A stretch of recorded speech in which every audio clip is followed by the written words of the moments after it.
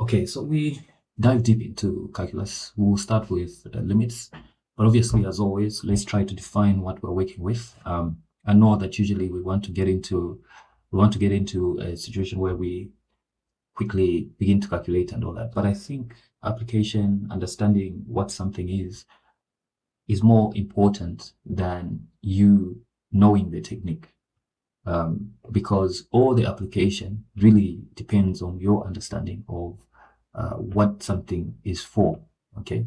And so we really have to always try to spend time on defining something, really understanding what something is. And so we want to define limits, right? So the first place that we need to understand is we started off with algebra, and then I'll just give. So we started off with algebra, okay.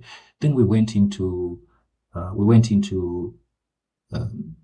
let's say geometry. Okay, I'll separate it from algebra. Then we went into trigonometry. Okay, we did these three areas, and we said that the main focus here was to understand the techniques, because at the end of the day, most of the applications of algebra, geometry, and trigonometry comes to, when you put it back to real life, it actually goes and fits into calculus. And so it was very important to understand techniques, for example, how to simplify a function, how to expand the function, how, what real numbers were, and things like that. And now what we've gone into is to get a bridge between these techniques, or algebra, trigonometry, and geometry, and then to go into this aspect that will apply into real life. And so the gap there is normally that there's this point that you can't reach. Okay. Those we defined as, for example, we defined as division by zero. We said that this was undefined, right? And so this is what you find in reality, or you find that you have infinity. Okay. You're trying to approach infinity. So you don't know what will actually happen there. And so this is how most of life applications, this is where you find most of life applications. So we cannot just leave maths or mathematics at a point where we are unable to know what goes on. So for example, I've got the point here, and this function doesn't reach this point. Let's say this is my function. Okay, there's a point here, and there's my function there continuing. So what happens at this point? Okay, what happens at that point?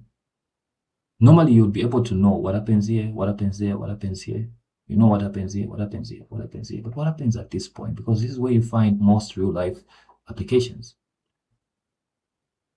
This is where this concept of limits comes in.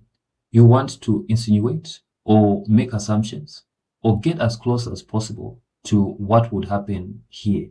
Okay, what would happen here?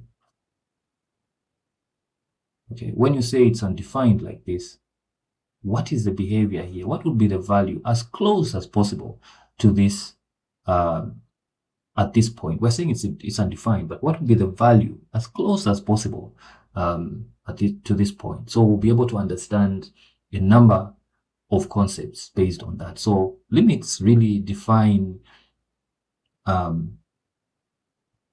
function, okay, the behavior of the function as you approach a point.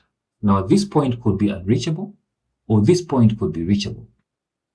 Okay, I could define the value of this function as I approach this, or at this point.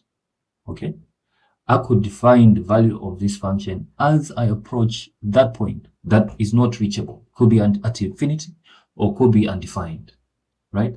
So usually this point could be unreachable or could be undefined like that. Okay, what are the applications? Where do we find the application of limits? So we're going to find the application. Okay, we're going to find an application of these as we study, for example, continuity of functions. We could apply this to derivatives and, for example, slopes. It could be a slope at a point that we're not reaching, or at a point where it's undefined. So, for example, you could have this function, Okay. Maybe your function is like this. This is pi over 2, pi over 2. Okay. And then we have this and that. What's the behavior of this function as I approach pi over 2? Okay. We know that this is not going to reach that point. This is the graph of a tangent. So I know I will not reach this point. I will not reach this asymptote. But what will be the behavior of my tangent as I approach that point? Okay. So that's what what will be the slope as I'm approaching that tangent, asymptote. So we can use the idea of limits applied to derivatives. Then we can use them for integrals. Then we can use for infinite sums or power series. We can change position.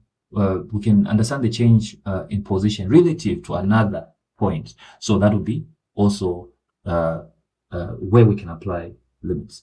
And so limits can be applied to a number of things. For example, you can change seconds to tangents. You can change sums to integrals. You can change lists to sequences. You can change finite sums to series.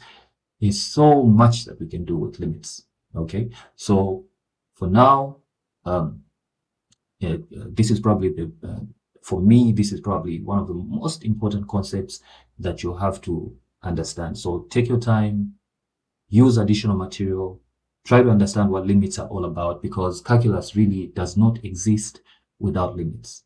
Okay, so let's understand what these limits are before we start to apply the concepts, the techniques, and all that. So what is this concept? Why is it important? That's what we need to understand at the onset. Okay, all the best as you now begin to apply the techniques and all.